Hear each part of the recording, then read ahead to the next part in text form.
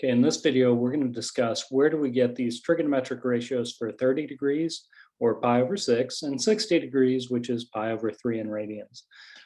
So what we're going to do is we're going to start out with an equilateral triangle. Equilateral meaning that each one of these side lengths is equal and each one of the angles is also the exact same. And I'm going to label each one of these sides with 2 units for each one. Except for on the bottom, I'm going to make this 1 and 1. All right, so because it's equilateral and the angles in a triangle always add up to 180 degrees, what that tells us is that each one of these angles is going to be 60 degrees from the beginning. Now that top one is also going to be 60 degrees, but what I'm going to do is I'm going to start with this nice equilateral triangle. I'm going to drop a line going straight down. Sometimes we call this the altitude, going from the top of the triangle straight down to the base. So what that does is that splits up our base into 2 1-unit segments here. So 1 unit on the right-hand triangle and 1 unit on the left-hand triangle. It also splits this angle directly in half, all right, because it was initially 60 degrees going all the way across the top here. What we've done is we've bisected that or made it half as big.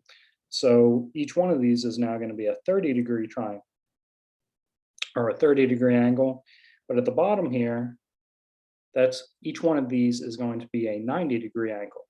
So the angles, if I looked at the left-hand side, would be 60 degrees, 30 degrees, and then 90 degrees. They still add up to 180.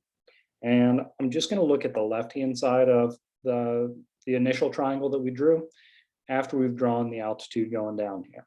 So that says that the hypotenuse here is going to be 2. Along the bottom, we can say that's 1 unit going across here.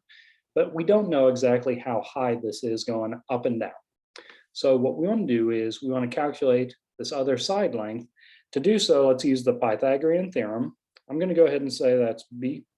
You could use either a or b. Just remember, as you use the Pythagorean Theorem, a squared plus b squared equals c squared. C has to be the hypotenuse, or the side length of this triangle across from the right angle. So in our case, what I've got is 1 squared plus b squared, we don't know b yet, is equal to 2 squared.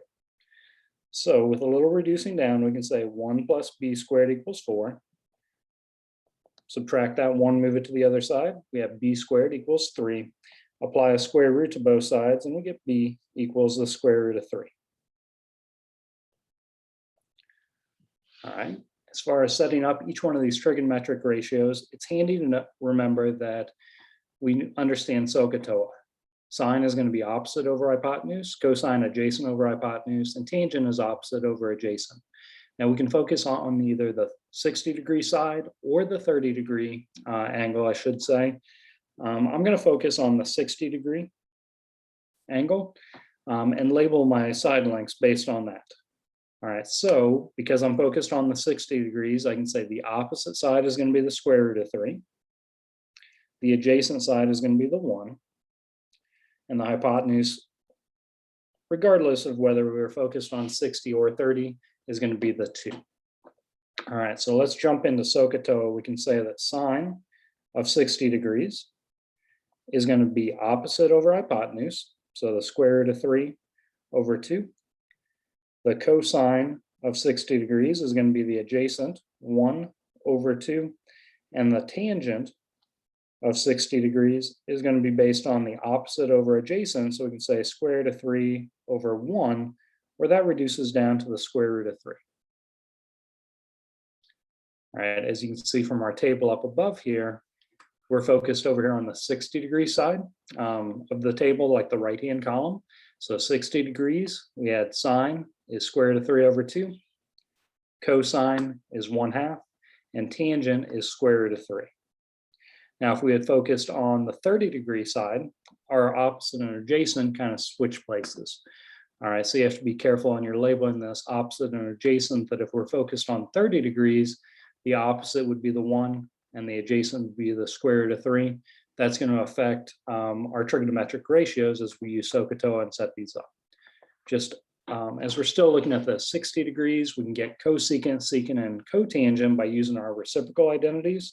That we know that sine and cosecant go hand in hand except for their reciprocals. So what that means is you can take what we already found out, square root of 3 over 2, you can invert this and go 2 over the square root of 3 is going to be the cosecant of 60 degrees. But you'll notice that doesn't quite line up with what we have in our table up above. To get that in the table, what you'd want to do is rationalize the denominator by multiplying numerator and denominator both by the square root of 3 over 3. Square root of 3 over the square root of 3. So 2 times the square root of 3 on our numerator, and then square root of 3 times square root of 3 is square root of 9, which with a little bit of reducing down, you get to the 3, and it looks like the same format as what's in the table. All right, I'm not going to go through the rest of them, but hopefully you can kind of visualize to find secant. You take cosine, you invert it 2 over 1. That's where the 2 comes from. And very similarly, if you think of this as square root of 3 over 1, if you invert that 1 over the square root of 3, with a little rationalizing, we'll get to the same answer here. All right, I'm not focused on the 30-degree angle. It's going to be a very, very similar process to find each one of these ratios by switching around the opposite and the adjacent as far as labeling our sides.